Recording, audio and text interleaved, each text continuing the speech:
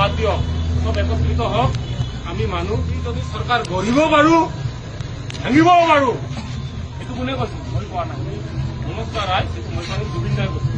আমি এতিয়া এক খবৰ হ'ল জাতি ভেদেৰি চৰকাৰ। আমি আকৌ নতুন চৰকাৰ কৰিম। বিজেপি চৰকাৰে কি কৰিছে কি কৰা নাই এইটো আপোনালোকে জানে, বহুত জানো। এইবিলাক পলিটিকেল চাপৰ্ট। পুলিচে এইটোৱে ক'ব, সঁচা কথা ক'লে পুলিচে এইটোৱে ক'ব। বেছিকে মই যদি কওঁ, মোক ঘুৰুলা প্ৰহাৰ কৰি এতিয়া জেলত লৈ যাব, বন্দুকেদি কোবাব আৰু যদি বেছিকে কওঁ। জুবিন দা এনেকুৱা মানুহ আছিল।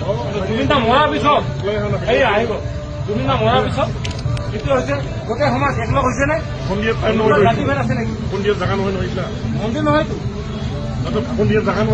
মই ভাষণ দিয়া নাই, মই পলিটিকেল লিডাৰ নহয় ভাই। মই এটা সাধাৰণ ড্ৰাইভাৰ। আহি গ'ল নে নাই? এতিয়া ৰাইজ বোলে আপোনাক মই ৰেচপেক্ট কৰো, আহি আছো আপোনাক একবাৰ ভালকে খাব দিব দিয়ক। আৰু কিজানি আহিব নাপাব পাৰো। কালি কিজানি এইটো চবেইতো ভিডিঅ' কৰিছে, ছচিয়েল মিডিয়াত কালি আপলোড হ'ব। মানুহে যদি জেলত ঘূৰাব কি হয়, মই কিজানি মই মৰিবও পাৰো। যেনেকে আলফাৰ দিনত হৈছিল, নজনোৱাকে কোনোবা মানুহ মাৰি পেলাই হ'ব। এক ছেকেণ্ড ছাৰ, একবাৰ ভালকে একটা আপত্তি ল'ব দিয়ক জুবিন দাক।